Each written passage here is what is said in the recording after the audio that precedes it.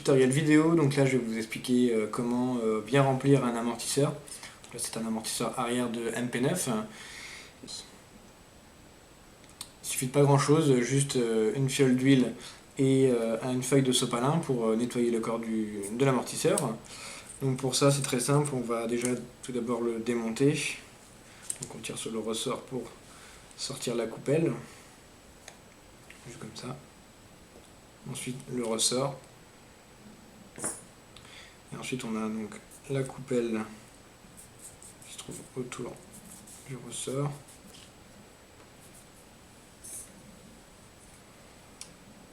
Et la cale.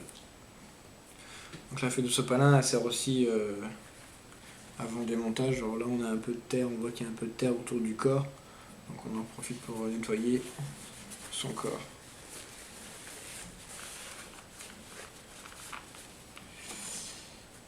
Pour le desserrer, donc il n'y a pas besoin d'outils, parce qu'en général moi je desserre à la main. Ça évite les problèmes d'écraser, il y a un joint, on va voir à l'intérieur qu'il y a un joint. Donc il suffit juste de le tenir. Si vous n'arrivez pas à l'ouvrir, une petite astuce, c'est de prendre un tournevis, vous mettez en diagonale dedans, et puis vous tournez comme ça. Voilà, si vous voyez qu'il est vraiment dur. Alors donc on ouvre le chapeau.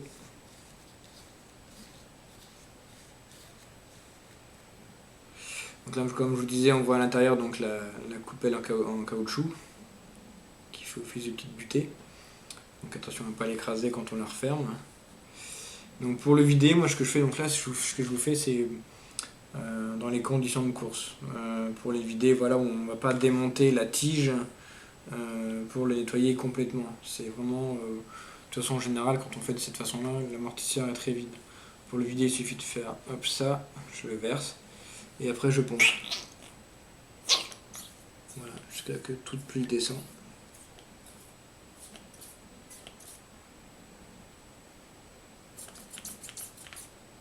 Voilà, donc là, comme ça c'est vidé. Il n'y a pas besoin de forcément tout démonter pour le vider parce que de toute façon, on va bien voir, mais l'amortisseur est très vide. Et en fait c'est à ce moment-là qu'on va se servir aussi de notre feuille de sopalin. C'est pour, vous mettez un peu la feuille, hop, comme ça dedans. Vous enfilez la feuille dedans pour nettoyer le corps en fait de l'huile qui reste. Puis ça enlève éventuellement les petites saletés. Comme on voit, l'huile est un petit peu noire, mais pas beaucoup dans les amortisseurs qui au chaud. En général, l'huile ne se salit pas. Donc là, on a un corps qui est bien propre, un piston qui est très propre. Voilà, tout simplement.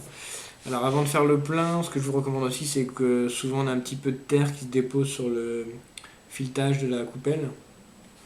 Donc pareil, avec un sopalin, vous prenez un rebord et puis vous frottez juste comme ça sur le bord.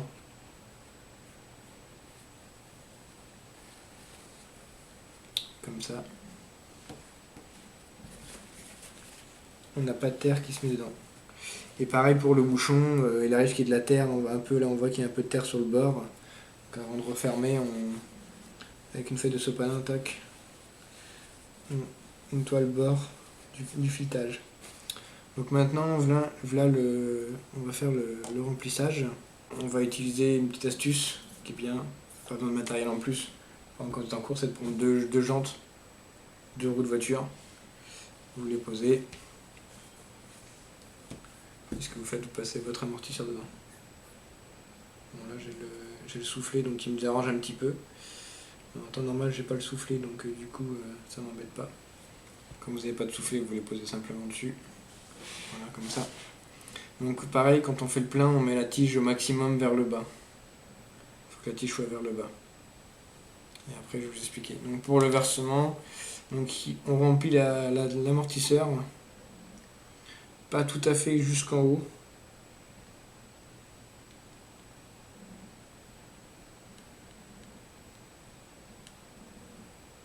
Pas tout à fait jusqu'en haut parce qu'après, donc comme vous l'avez vu sur la coupelle, on a une petite coupelle caoutchouc en fait qui est bombée. Du coup ça va appuyer sur l'huile. Donc en temps normal, là une fois que vous avez fait le plein d'huile, ce que vous faites, vous le pompez en fait. Vous écrasez votre piston et vous le remontez et vous le descendez comme ça. On va voir qu'il y a des petites bulles qui remontent. Là il faut le faire plusieurs fois en fait pour vider justement les bulles d'air. Faut pas qu'il y ait de bulles d'air en fait dans l'huile. Donc, en temps normal, il faudrait laisser reposer 4-5 heures quoi, pour vraiment que tout part. Sinon, autre astuce que vous pouvez faire avec un outil, vous tapez et ça accélère. Là, comme là, il y a des micro-bulles en fait. Ben, le fait de taper, de faire résonner le corps, en fait, ça fait remonter les petites bulles d'air. Ça fait gagner du temps quand on est en course. Donc, on remonte un maximum de bulles d'air. Ce que vous pouvez faire en attendant, c'est... hop, je vais mettre ça là. Ce que vous pouvez faire en attendant... Pas comme ça, pas le faire.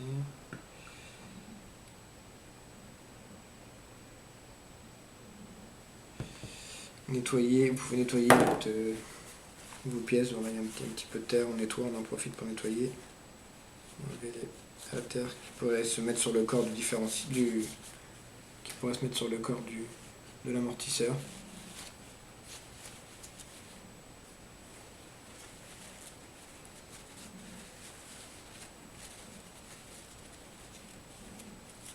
Voilà. Donc là, on repompe encore quelques fois pour enlever s'il reste encore des bulles. Donc là, il n'y a vraiment pas beaucoup de bulles, là c'est vraiment léger, donc c'est pas trop gênant. Du moment qu'il n'y ait pas de grosses bulles, c'est ce qu'il faut en fait. Une fois que les bulles d'air se sont un peu estampées, vous pouvez remplir un peu l'amortisseur. Pas besoin de mettre beaucoup. Faut qu'il y ait en fait une forme. Vous verrez quand on fera vos amortisseurs, ça fait un petit creux en fait. Lui, il fait un petit creux. Ça fait un peu la forme du caoutchouc du bouchon. Maintenant, ce qu'on va faire, on va le refermer. Pour le refermer, donc vous revissez votre bouchon dessus, avec la tige vers le bas toujours. Vous le fermez, vous le vissez. Alors, faut pas le visser à fond, parce qu'en fait, là, vous avez un petit trou sur votre bouchon. C'est ce qui permet d'enlever le trop plein d'huile en fait. Donc là, vous le fermez. Là, on voit déjà qu'il y a un peu d'huile qui sort. Alors à ce moment-là, on va comprimer. Et là, on a de l'air, vous voyez, qui sort. On a des bulles d'air en fait. On le retire, on le ramène. Et on va le visser encore. Et là, on voit qu'il y a de l'huile qui sort en fait. Et je serre. Et je serre en gardant la tige compressée. Comme ça permet de voir s'il y a de la pression encore dans l'amortisseur. Et là, on peut le serrer. Voilà. Donc là, on voit que c'est pas trop mal, parce que déjà, donc, on n'entend pas l'air circuler dans l'amortisseur. Et ce qui est important, en fait, c'est que vous allez voir, je vais comprimer à fond mon amortisseur. Donc là, je suis à fond. Quand je le relâche, il sort un petit peu. Donc moi, j'ai une préférence pour ça.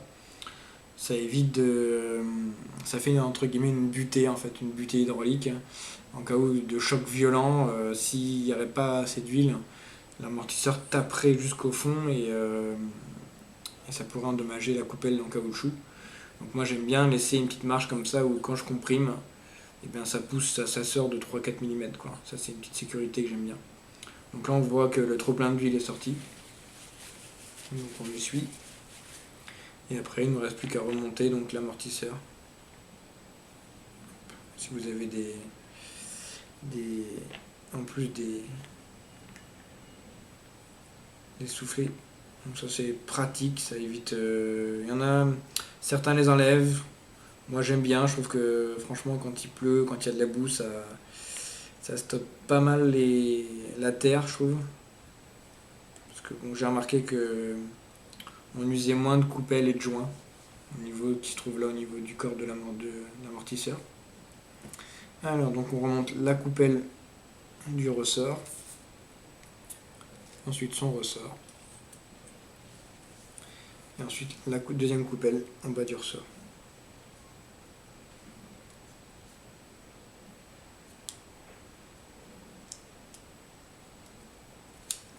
Et ensuite on peut remettre sa cale de calage. On décale un petit peu, on monte sa cale. Et là on a un amortisseur qui est tout prêt. Donc en général on écoute mais on n'a pas de bruit de bulle, on entend bien un bon bruit d'huile, pression d'huile. Voilà, en espérant que ce tutoriel vous aura aidé. Et si vous avez des idées d'aide que vous souhaitez en vidéo, n'hésitez pas à m'en faire part.